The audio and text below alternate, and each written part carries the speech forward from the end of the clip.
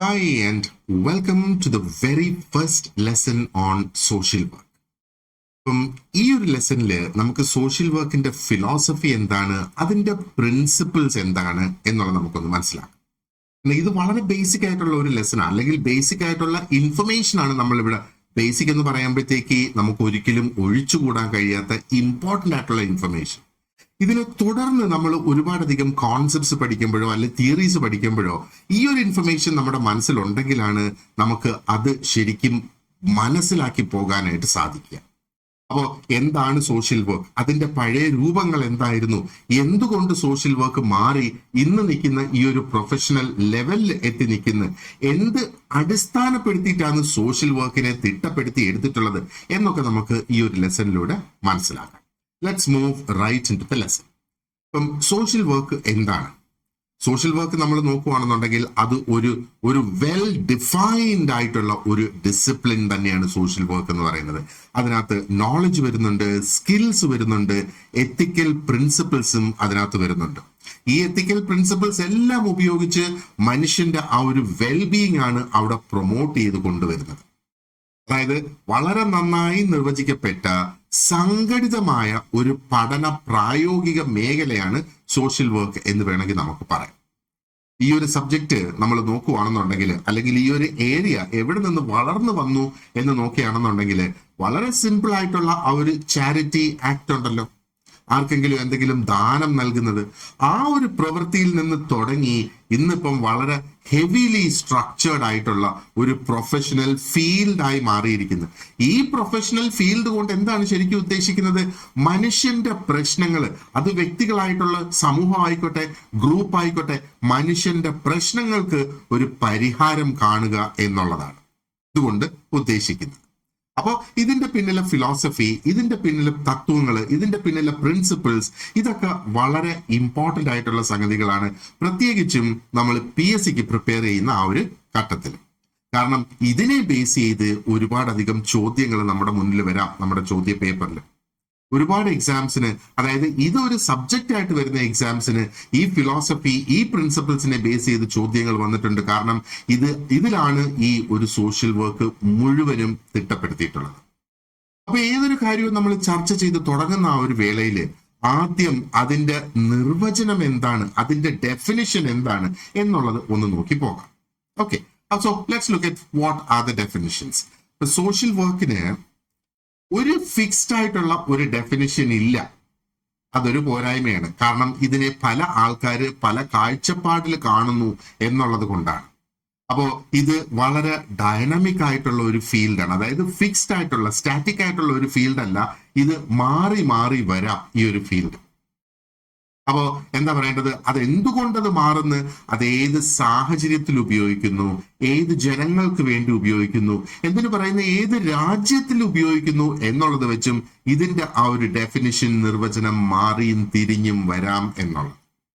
അപ്പൊ കുറെ വർഷങ്ങളായി നമ്മൾ നോക്കുകയാണെന്നുണ്ടെങ്കിൽ ഇതിന്റെ പിന്നിൽ പ്രവർത്തിക്കുന്ന വ്യക്തികൾ, സ്കോളേഴ്സ്, ഇതിന്റെ പിന്നിലുള്ള പ്രൊഫഷണൽ ബോഡീസ് ഒക്കെ പല രീതിയിൽ അവർ അറ്റംപ്റ്റ് ചെയ്തിട്ടുണ്ട് ഈ ഒരു ഇവോൾവിംഗ് ആയിട്ടുള്ള ഇതിന്റെ ഈ ഒരു സ്വഭാവം കണക്കിലെടുത്തുകൊണ്ട് ഇതിനെ ഒന്ന് ഡിഫൈൻ ചെയ്യാനായിട്ട്.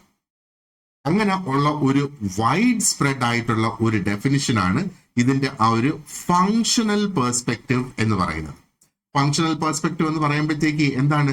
എൻഹാൻസിങ് അല്ലെങ്കിൽ റിസ്റ്റോറിങ് സോഷ്യൽ ഫങ്ഷനിങ് എന്നുള്ളതാണ് ഇവിടെ ഉദ്ദേശിക്കുന്നത്. ശരിക്കും എന്താ സോഷ്യൽ ഫങ്ഷനിങ് എന്ന് പറയുന്നത്? ഓക്കെ, നമ്മളൊരു വ്യക്തിയെ കുറിച്ചൊന്ന് ചിന്തിക്കുക. ഒരു വ്യക്തിക്ക് സമൂഹത്തില് പല ഡ്യൂട്ടീസ് ഉണ്ട് ചെയ്യാനായിട്ട്. അതേപോലെ തന്നെ കുടുംബത്ത് ഒരുപാടധികം റെസ്പോൺസിബിലിറ്റീസ് ഒരു വ്യക്തിക്കുണ്ട്. ജോലി സ്ഥലത്ത് ഉത്തരവാദിത്വങ്ങളുണ്ട്, സ്കൂളിൽ ഉത്തരവാദിത്വങ്ങളുണ്ട്, അതേപോലെ കമ്മ്യൂണിറ്റി സെറ്റിങ്സിൽ, ആ ഒരു സമൂഹം എന്ന ആ ഒരു സെറ്റിങ്ങിൽ തന്നെ ഒരു വ്യക്തിക്ക് ഒത്തിരി അധികം ഉത്തരവാദിത്വങ്ങളുണ്ട് അല്ലേ. അപ്പൊ ഈ ഒരു സോഷ്യൽ ഫങ്ഷനിങ് ഒരു വ്യക്തിയുടേത് തകരാറിലാവുന്ന സമയത്താണ് ഈ ഒരു സോഷ്യൽ വർക്ക് അവിടെ സ്റ്റെപ്പ് ഇൻ ചെയ്യുന്നത്. ഇപ്പൊ സോഷ്യൽ വർക്കേഴ്സിന് എന്ത് ചെയ്യാനായിട്ട് സാധിക്കും? ഈ വ്യക്തികളെ സഹായിക്കാനായിട്ട് സാധിക്കും. ഗ്രൂപ്പ്സിനെ ആയിരുന്നാലും കമ്മ്യൂണിറ്റീസിനെ ആയിരുന്നാലും അവരുടെ ഈ തകർന്നു പോയ സോഷ്യൽ ഫങ്ഷനിങ്ങിനെ വീണ്ടെടുക്കുക, റിസ്റ്റോർ ചെയ്യുക, അല്ലെങ്കിൽ അവർക്ക് നിലവിലുള്ള ആ ഒരു കപ്പാസിറ്റി കുറെ കൂടെ ബിൽഡ് ചെയ്ത് ആ ഒരു സോഷ്യൽ ഫങ്ഷനിങ് അതിന്റെ പൂർണ്ണ രൂപത്തിലേക്ക് അല്ലെങ്കിൽ അതിന്റെ ആ ഒരു നോർമൽ രൂപത്തിലേക്കാക്കി കൊണ്ടുവരാനായിട്ട് സാധിക്കും എന്നുള്ളതാണ്. അപ്പൊ ഈ ഒരു കാഴ്ചപ്പാടിൽ നമ്മൾ നോക്കുമ്പോഴത്തേക്ക് നമുക്ക് കാണാം സോഷ്യൽ വർക്കിന് ഒരു ഡുവൽ റോൾ, ഒരു ഡബിൾ റോൾ ഇവിടെ ഉള്ളതായിട്ട് നമുക്ക് കാണാം അല്ലെ. അപ്പോ ഈ ഒരു കപ്പാസിറ്റി ഉണ്ടല്ലോ, സോഷ്യൽ ഫങ്ഷനിങ് എന്ന് പറയുന്ന ആ ഒരു കപ്പാസിറ്റി, അത് തകരാറിലാവുകയോ അത് കുറഞ്ഞു പോവുകയോ ചെയ്യുമ്പം അതിനെ റിസ്റ്റോർ ചെയ്ത് കൊണ്ടുവരിക. And at the same time ഈ വ്യക്തിക്ക് തന്നെ പുതിയ സ്ട്രെങ്ത്തുകൾ ബിൽഡ് ചെയ്തെടുക്കുക, പുതിയ കഴിവുകൾ ഡെവലപ്പ് ചെയ്ത് കൊണ്ടുവരിക.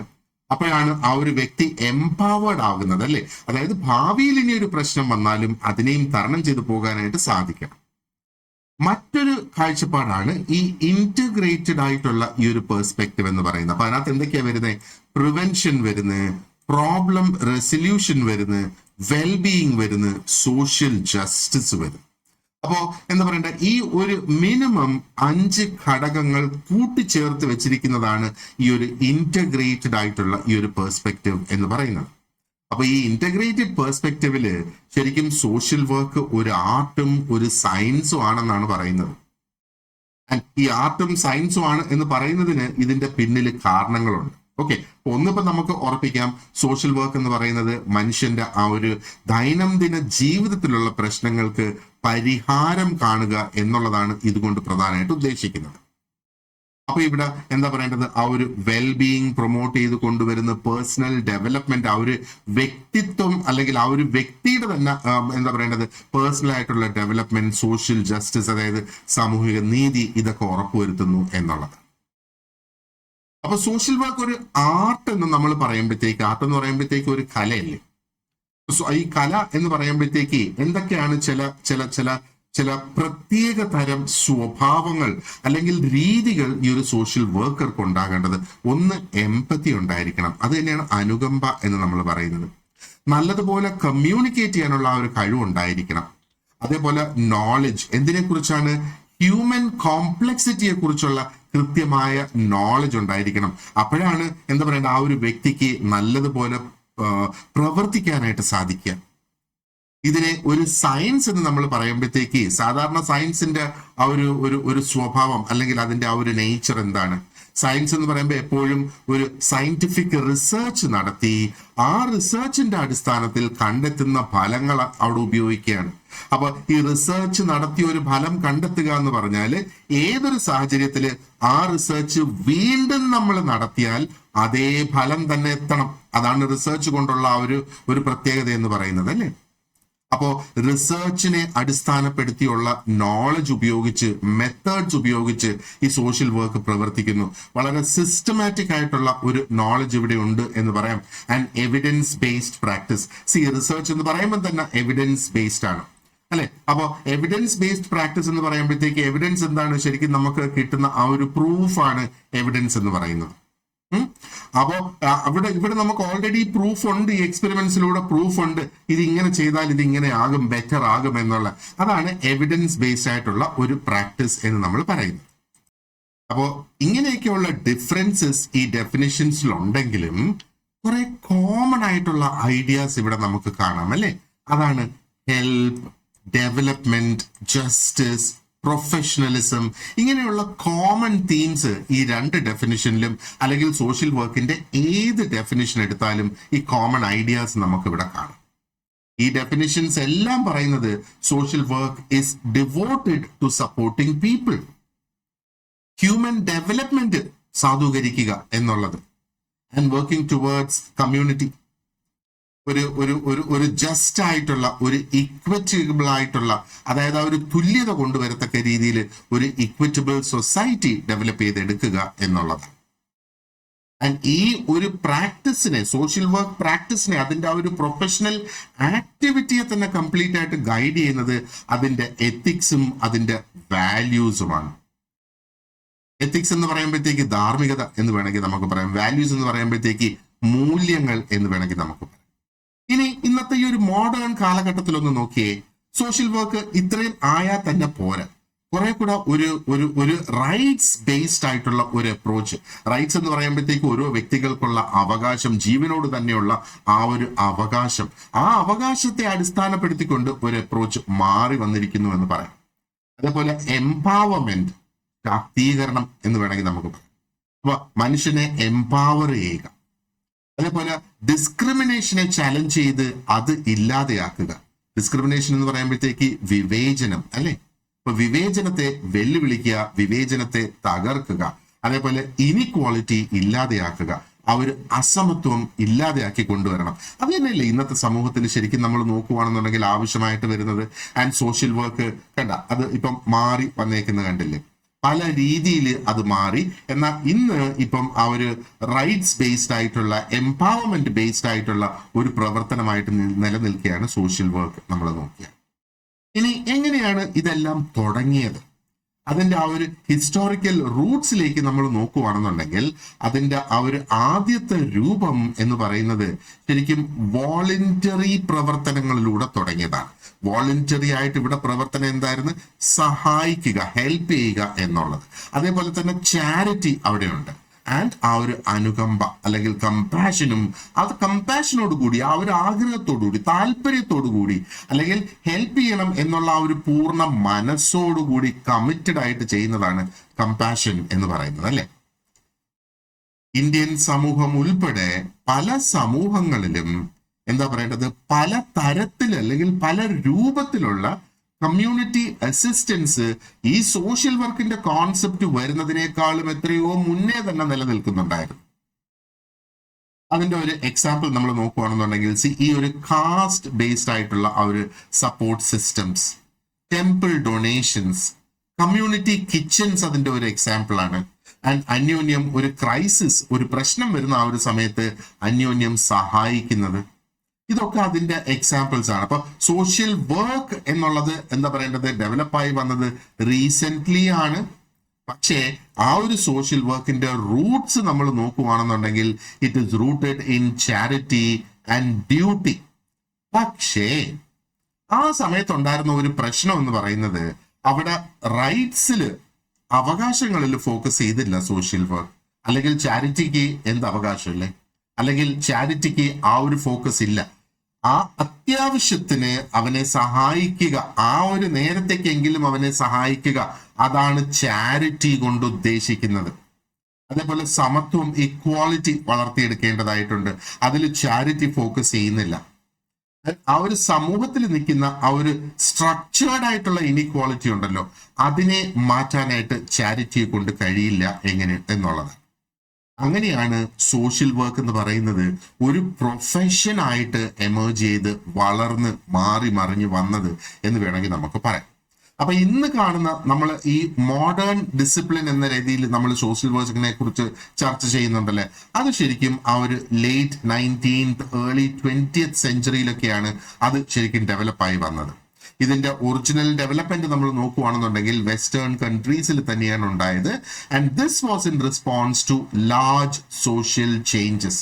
ആ ഒരു കാലഘട്ടം നമുക്കറിയാം അല്ലെ. ഈ വെസ്റ്റേൺ കൺട്രീസിൽ പ്രത്യേകിച്ചും ആ ഒരു late 19th early 20th century എന്നൊക്കെ പറയുമ്പോഴത്തേക്ക് ഒത്തിരി അധികം ഇൻഡസ്ട്രിയലൈസേഷൻ നടന്നു, ഒത്തിരി അധികം ഏർബനൈസേഷൻ അവിടെ നടന്നു. അപ്പൊ ഇൻഡസ്ട്രിയലൈസേഷനും ഏർബനൈസേഷനും നടക്കുന്നതിന്റെ ഇടയിൽ അവിടെ ഒത്തിരി അധികം എന്താ പറയേണ്ടത്, പോവേർട്ടി വർദ്ധിച്ചു എന്നുള്ളതാണ്. ഒന്ന് നമ്മൾ ചിന്തിച്ചു നോക്കിയേ, ഇൻഡസ്ട്രിയലൈസേഷൻ നടക്കുമ്പോ ആൾക്കാർക്ക് ജോലി കിട്ടും, ജോലി കിട്ടുമ്പോൾ ആൾക്കാർക്ക് കൂലി കിട്ടും. അപ്പോ പോവേർട്ടി ഇല്ലാതാകണോ, പോവേർട്ടി ഉണ്ടാകണോ? ഇവിടെ പോവേർട്ടി കൂടി എന്നുള്ളതാണ്. പോവേർട്ടി കൂടിയെന്ന് മാത്രമല്ല, ഈ ഏർബനൈസ്ഡ് ആയിട്ടുള്ള ഏരിയാസ് അല്ലെങ്കിൽ സിറ്റീസ് എന്ന് പറയുന്നത് അമിതമായ ക്രൗഡ്സ് ആയിപ്പോയി.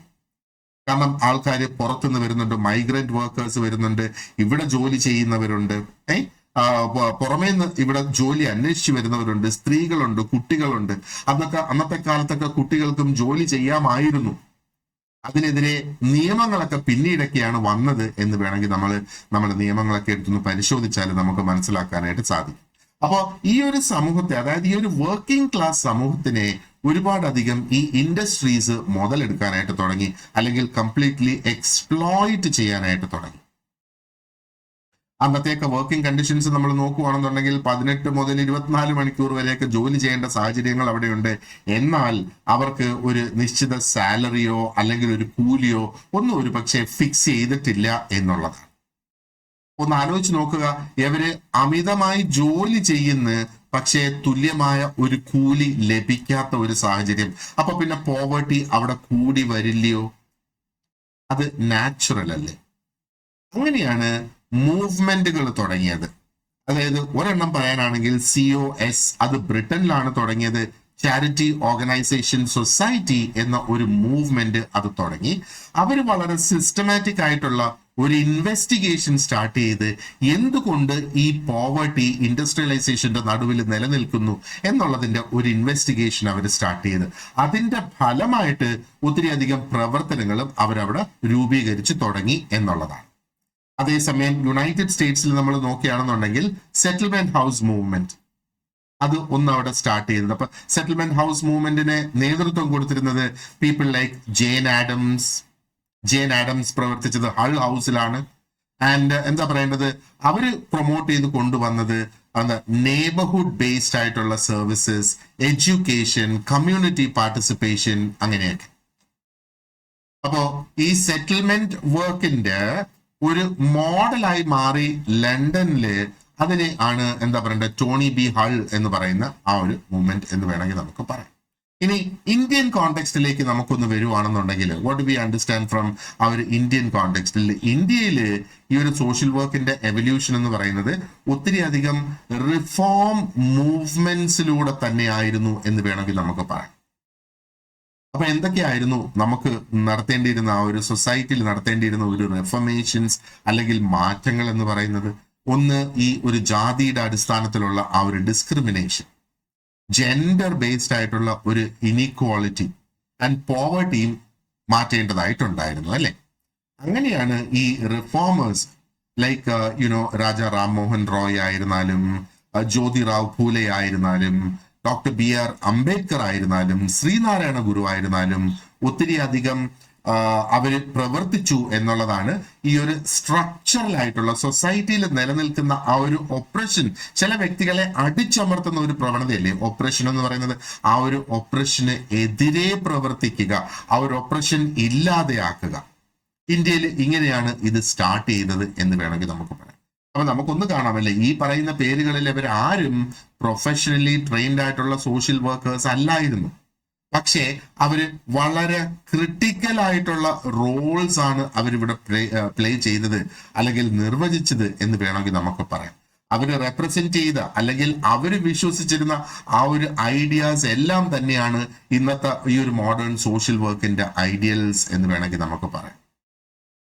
ആൻഡ് ഇന്ത്യയിൽ ഫോമൽ ആയിട്ടുള്ള പ്രൊഫഷണൽ ട്രെയിനിങ് തുടങ്ങുന്നത് 1936 and this began in Tata Institute of Social Sciences and that was in Mumbai. അതിനുശേഷം ഇൻഡിപെൻഡൻസിന് ശേഷം ഒത്തിരി അധികം ഇൻസ്റ്റിറ്റ്യൂഷൻസ് ഈ സോഷ്യൽ വർക്കിൽ ഫോമൽ പ്രൊഫഷണൽ ട്രെയിനിങ് കൊടുത്തു തുടങ്ങി എന്നുള്ളത്.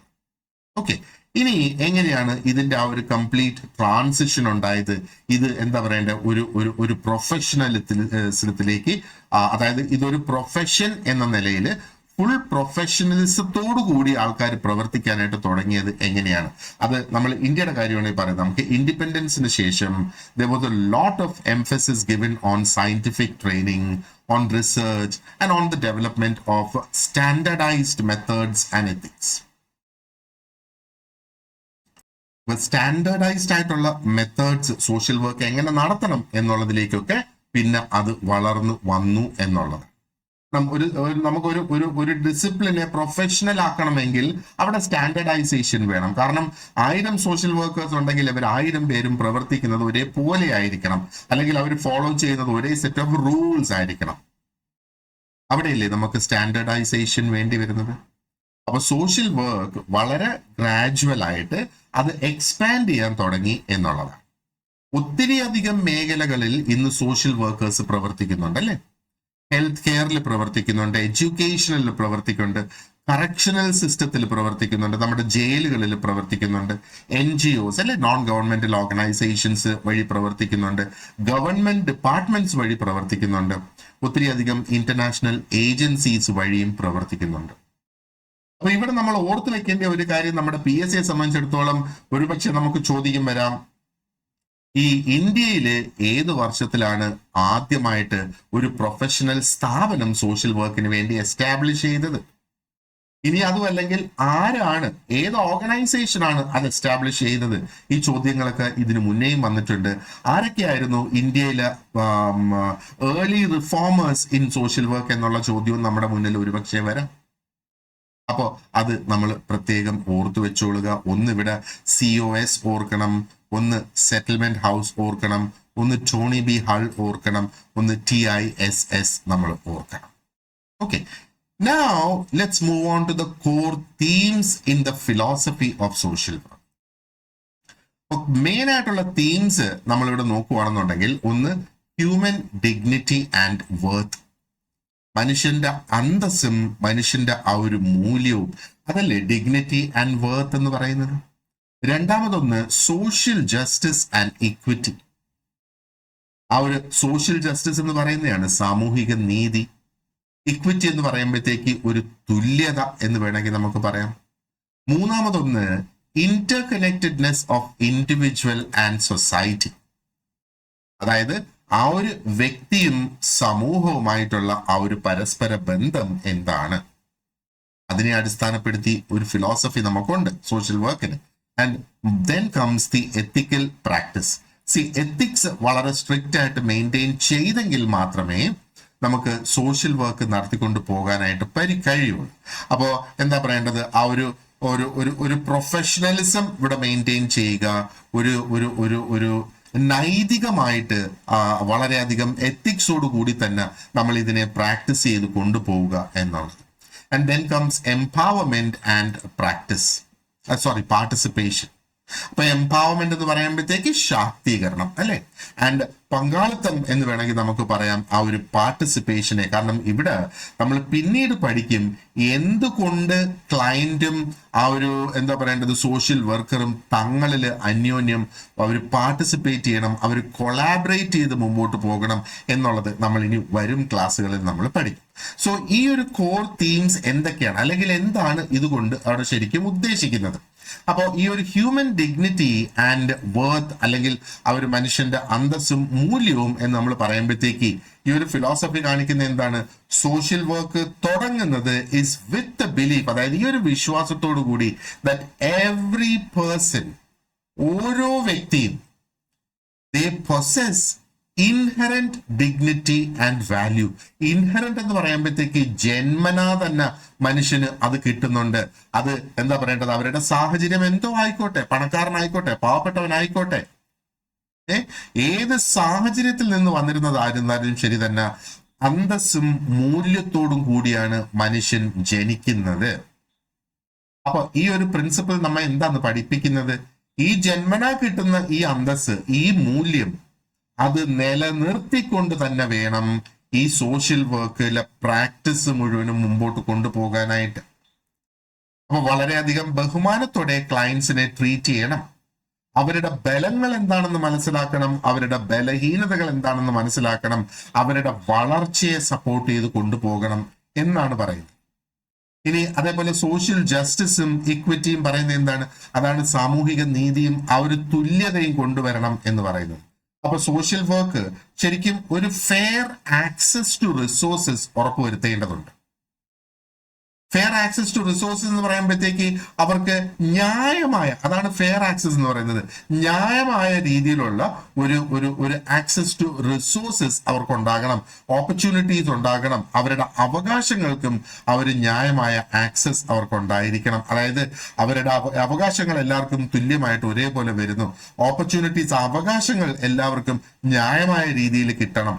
റിസോഴ്സസ് എന്ന് പറയുമ്പോഴത്തേക്ക് അത് ഒരു പക്ഷേ സർക്കാരിൽ നിന്ന് കിട്ടുന്ന ആനുകൂല്യങ്ങളാകാം, അല്ലെങ്കിൽ സ്കൂളിൽ പഠിക്കാൻ വേണ്ടിയിട്ടുള്ള സഹായമാകാം. ഇതൊക്കെയാണ് ആ ഒരു ഓപ്പർച്യൂണിറ്റി ടു റിസോഴ്സസ് എന്ന് നമ്മൾ പറയുന്നത്. അപ്പൊ ഇവിടെ പ്രധാനമായിട്ടും അത് പ്രതിരോധിക്കാൻ നോക്കുന്നത് ആ ഒരു ഡിസ്ക്രിമിനേഷനെയാണ്, അല്ലെ, ഡിസ്ക്രിമിനേഷനെ ആൻഡ് അൺജസ്റ്റ് ആയിട്ടുള്ള ആ ഒരു സോഷ്യൽ സ്ട്രക്ചേഴ്സിനെ തച്ചുടച്ച് ഒരു ഇക്വിറ്റബിൾ ആയിട്ടുള്ള ഒരു സോഷ്യൽ സ്ട്രക്ചർ കൊണ്ടുവരിക. അപ്പോ എന്താ പറയേണ്ടത്, ആ ഒരു class issues, caste issues, gender issues, disability base ചെയ്തുള്ള ഇഷ്യൂസ് ആൻഡ് ഈ റീജിയണൽ ഡിസ്പാരിറ്റീസ്. അപ്പോൾ ആ ഒരു റീജിയനിൽ പെട്ട ആള്, ഈ ഒരു റീജിയനിൽ പെട്ട ആള് എന്നുള്ള, അപ്പൊ ചില റീജിയനിൽ പെട്ട ആള് അവർ വിചാരിക്കുന്നത് അല്ലെങ്കിൽ അത് സമൂഹം കരുതുന്നത് അവർ ഒരു പക്ഷെ ഉയർന്ന നിലയിലുള്ള ആൾക്കാർ എന്നൊക്കെയുള്ളത്. അതാണ് റീജിയണൽ ഡിസ്പാരിറ്റീസ് എന്ന് പറയുന്നത്. ഇതിനെയൊക്കെ കൃത്യമായി മനസ്സിലാക്കുകയും ഈ സ്ട്രക്ചറൽ ബാരിയേഴ്സിനെ ഇല്ലാതെയാക്കി എന്താ പറയേണ്ടത്, വ്യക്തികളെയും കുടുംബങ്ങളെയും സമൂഹങ്ങളെയും സഹായിച്ച് മുന്നോട്ട് കൊണ്ടുവരിക. ഇനി മറ്റൊരു ഫിലോസഫി എന്ന് പറയുന്നത് ആണ് the Inter connectedness of individual and society. അതാ പറഞ്ഞത്, ആ ഒരു വ്യക്തിയുടെയും സമൂഹത്തിന്റെയും ആ ഒരു പരസ്പര ബന്ധം എന്നുള്ളത്.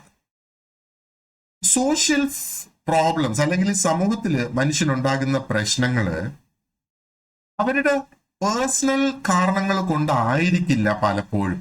ചിലപ്പോൾ അങ്ങനെ വരാം, പക്ഷെ പലപ്പോഴും പേഴ്സണൽ ആയിട്ടുള്ള പ്രശ്നങ്ങൾ കൊണ്ടായിരിക്കില്ല.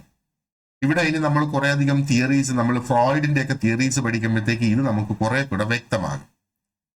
പലപ്പോഴും ഇത് സമൂഹത്തിലുള്ള പ്രശ്നങ്ങൾ കൊണ്ടായിരിക്കാം ഒരു വ്യക്തി പ്രശ്നത്തിലാകുന്നത്, അല്ലെങ്കിൽ സമൂഹത്തിൽ നിലനിൽക്കുന്ന ആ ഒരു എക്കണോമിക് സിസ്റ്റത്തിനെ അടിസ്ഥാനപ്പെടുത്തിയിട്ടായിരിക്കാം ആ ഒരു വ്യക്തിക്ക് പ്രശ്നങ്ങൾ ഉണ്ടാകുന്നത്.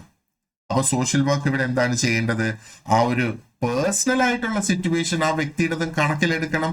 എന്നാൽ ഈ വ്യക്തിയുടെ പേഴ്സണൽ സിറ്റുവേഷനെ സ്വാധീനിക്കുന്ന അതിന്റെ പുറമെയുള്ള ആ സാധ്യതകൾ എന്താണ്, ആ കണ്ടീഷൻസ് എന്താണ്, അതിനെയും പരിഹരിക്കണം എന്നുള്ളത്. മറ്റൊന്ന് ഈ ഒരു എത്തിക്കൽ പ്രാക്ടീസിന്റെ ആ ഒരു കാര്യം നമ്മളിവിടെ പറയുന്നു അല്ലെ. അതേപോലെ പ്രൊഫഷണൽ ഇന്റഗ്രിറ്റി. അപ്പൊ ആ ഒരു പ്രൊഫഷണൽ സത്യസന്ധത അവിടെ മെയിൻറ്റെയിൻ ചെയ്യുക എന്നുള്ളതാണ് പ്രൊഫഷണൽ ഇന്റഗ്രിറ്റി കൊണ്ട് ഉദ്ദേശിക്കുന്നത്. പ്രൊഫഷണൽ എത്തിക്സ് എന്ന് പറയുമ്പോഴത്തേക്ക് ഇത് സോഷ്യൽ വർക്ക് പ്രാക്ടീസിനെ സംബന്ധിച്ചിടത്തോളം വളരെ വളരെ പ്രധാനപ്പെട്ടതാണ്. അപ്പോ കാരണം ഇതിനകത്ത് ഒരുപാടധികം പ്രിൻസിപ്പിൾസ് അല്ലെ തത്വങ്ങൾ ഇനി വേറെയുണ്ട്. അപ്പോ ആ ഒരു പ്രൊഫഷണൽ, അതായത് ഈ ഒരു പ്രവൃത്തിയെ എന്തൊക്കെയാണ് ഒരു പ്രൊഫഷൻ ആക്കി നിലനിർത്തുന്നത്. ഒന്ന്, നമ്മളൊരു കോൺഫിഡൻഷ്യാലിറ്റി മെയിൻറ്റെയിൻ ചെയ്യേണ്ടതായിട്ടുണ്ട്. ഒരു സോഷ്യൽ വർക്കറുടെ ഇൻഫർമേഷൻ തോന്നിയതുപോലെ ഒരു ക്ലയന്റിന്റെ ഇൻഫർമേഷൻ തോന്നിയതുപോലെ ഒരു സോഷ്യൽ വർക്കർക്ക് ആരോടും പോയി പറയാൻ പാടില്ല. അപ്പൊ ക്ലയന്റിന്റെ ഇൻഫർമേഷൻ എപ്പോഴും സീക്രട്ട് ആയിട്ട് വെക്കണം എന്നുള്ളതാണ് കോൺഫിഡൻഷ്യാലിറ്റി. റെസ്പെക്ട് നമ്മൾ പറഞ്ഞിരുന്നല്ലേ, ആ ഒരു ബഹുമാനം കൊടുക്കേണ്ടത്.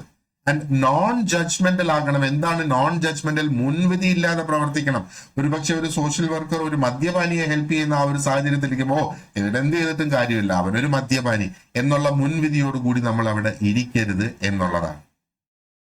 അതേപോലെ സോഷ്യൽ വർക്കർ എടുക്കുന്ന തീരുമാനത്തിനും ആ ഒരു കേസിന് വേണ്ടിയിട്ട് എടുക്കുന്ന തീരുമാനങ്ങൾ, ആ സോഷ്യൽ വർക്കർ എടുക്കുന്ന പ്രവൃത്തികൾ, ആക്ഷൻസ്, ചെയ്യുന്ന ആക്ഷൻസ്, ഇതിന്റെയൊക്കെ ഉത്തരവാദിത്വം സോഷ്യൽ വർക്കർ തന്നെ വഹിക്കണം. അതൊക്കെയാണ് ഈ ഒരു പ്രൊഫഷനെ അത് ഒരു ശരിക്കും അതിനെ ഒരു പ്രൊഫഷനാക്കി മാറ്റുന്നത്. അപ്പൊ അങ്ങനെ വരുമ്പോഴാണ് സോഷ്യൽ വർക്കേഴ്സ് വളരെയധികം എത്തിക്സോടു കൂടിയും എന്താ പറയേണ്ടത്, ബഹുമാനത്തോടു കൂടിയും അവരുടെ ക്ലയൻസിനെ അപ്രോച്ച് ചെയ്യുന്നത് എന്ന് നമുക്ക് മനസ്സിലാക്കാം. പിന്നെ വരുന്നതാണ് എംപവർമെന്റ് ആൻഡ് പാർട്ടിസിപ്പേഷൻ. അതാണ് ശാക്തീകരണവും പങ്കാളിത്തവും എന്ന് പറയുന്നത്. ഇവിടെ എന്താണ്, ക്ലയന്റിന്റെ എംപവർമെന്റ് ആണ് ഇവിടെ ഉദ്ദേശിക്കുന്നത്. അതായത് സോഷ്യൽ വർക്കർ ആരെയാണോ ഹെൽപ്പ് ചെയ്യുന്നത് ആ വ്യക്തിയുടെ ശാക്തീകരണമാണ് ഇവിടെ ഉദ്ദേശിക്കുന്നത്, സോഷ്യൽ വർക്കറുടേതല്ല. അപ്പൊ സമൂഹങ്ങളെ ആയിരുന്നാലും ഗ്രൂപ്പിനെ ആയിരുന്നാലും ഇൻഡിവിജ്വൽസിനെ ആയിരുന്നാലും അവരുടെ സ്വന്തം കണ്ടീഷൻസ് മെച്ചപ്പെടുത്തി ആ മെച്ചപ്പെടുത്തിയ കണ്ടീഷൻസിൽ നിന്ന് അവര് സ്വയമേ അവരുടെ പ്രശ്നങ്ങൾ പിന്നീടുള്ളത് പരിഹരിച്ച് അവർ വീണ്ടും മെച്ചപ്പെട്ട നിലയിലേക്ക് പോകുന്നതിനാണ്, അതിനുള്ള സ്കിൽസ്, അതിനുള്ള എബിലിറ്റീസ്, അതിനുള്ള നോളജ് അവർക്ക് കൊടുക്കുന്നതിനെയാണ് എംപവർമെന്റ് എന്നിവിടെ പറയുന്നത്. അപ്പൊ ഇവിടെ ഈ സോഷ്യൽ വർക്കിൽ ക്ലയൻസ് എന്ന് പറയുന്നത് പാസീവ് ആയിട്ടുള്ള റെസിപ്പിയൻസ് അല്ല. നോക്ക്, ചാരിറ്റിയില് നമ്മൾ ആർക്കെങ്കിലും എന്തെങ്കിലും കൊടുത്താൽ അവർ വളരെ പാസീവ് ആയിട്ടുള്ള റെസിപ്പിയന്റാ, ആ കൊടുക്കുന്നത് അവര് വാങ്ങുന്നു എന്നുള്ളതാണ്. എന്നാൽ സോഷ്യൽ വർക്കിൽ വരുമ്പോഴത്തേക്ക് എന്താ പറയേണ്ടത്, അവരെ വളരെ കേപ്പബിൾ ആയിട്ടുള്ള പാർട്ടിസിപ്പൻസ് ആക്കി തന്നെ അതിനകത്ത് കൊണ്ടുവരണം. അപ്പൊ അവരും എന്താ പറയേണ്ടത്, പൂർണ്ണമായിട്ടും അതോടുകൂടി സഹകരിച്ച് ആ ഒരു പങ്കാളിത്തം വഹിച്ച് മുമ്പോട്ട് കൊണ്ടുപോകുമ്പോഴാണ് ഈ ഒരു എംപവർമെന്റ് ഇവിടെ പോസിബിൾ ആയിട്ട് വരുന്നത്. ഓക്കെ, അപ്പൊ ഇനി നമുക്ക് അടുത്തത് നോക്കാനുള്ളതെന്ന് പറയുന്നത് എന്താ, സോഷ്യൽ വർക്കിന്റെ സോഷ്യൽ കേസ് വർക്കിനെ കുറിച്ചാണ് നമുക്കിനി നോക്കാനുള്ളത്. We will do that in the next lesson. അപ്പോൾ നിങ്ങൾക്ക് ഇതിന്റെ ഡീറ്റെയിൽഡ് ആയിട്ടുള്ള നോട്ട്സ് ഗൂഗിൾ ക്ലാസ് റൂമിൽ അപ്ലോഡ് ചെയ്തിട്ടുണ്ട്. അപ്പോൾ ആ നോട്ട്സിനോടൊപ്പം തന്നെ എന്താ പറയേണ്ടത്, നിങ്ങൾക്ക് ഒത്തിരി അധികം ക്വസ്റ്റ്യൻസ് കൊടുത്തിട്ടുണ്ട് പ്രാക്ടീസ് ചെയ്യുന്നതിന് വേണ്ടിയിട്ട്. അപ്പൊ ഈ പ്രാക്ടീസ് ക്വസ്റ്റ്യൻസ് നമ്മൾ അത് മൊത്തം വർക്ക്ഔട്ട് ചെയ്യണം. അപ്പൊ അതിന്റെ ആൻസർ കീ സെപ്പറേറ്റ് ആണ് വെച്ചിട്ടുള്ളത്. അപ്പൊ ഈ ക്വസ്റ്റ്യൻസ് ആദ്യം ഈ ലെസൺ നോക്കി നോട്ട്സ് വായിച്ചതിന് ശേഷം ഈ ക്വസ്റ്റ്യൻസ് വർക്ക്ഔട്ട് ചെയ്യണം. എന്നിട്ട് അതിനകത്ത് നിന്ന് മിനിമം 50% നമുക്ക് കറക്റ്റ് മാർക്കുകൾ കിട്ടിയിട്ടുണ്ട് എന്ന് ഉറപ്പുവരുത്തുക. 50% താഴെയാണ് നമുക്കതിന് മാർക്കുകൾ കിട്ടുന്നത് എങ്കിൽ നമ്മൾ ഈ ഒരു ലെസൺ വീണ്ടും ഒന്നും കൂടെ റിപ്പീറ്റ് ചെയ്യണം. മിനിമം 50% കിട്ടിയിട്ടുണ്ടെങ്കിൽ അത്യാവശ്യം കോൺസെപ്റ്റ്സ് നമുക്ക് മനസ്സിലായിട്ടുണ്ട് എന്നുള്ളതാണ്. And then you can proceed to the next lesson. So thank you very much for watching this lesson and you have an excellent day ahead. Wish you all the very best.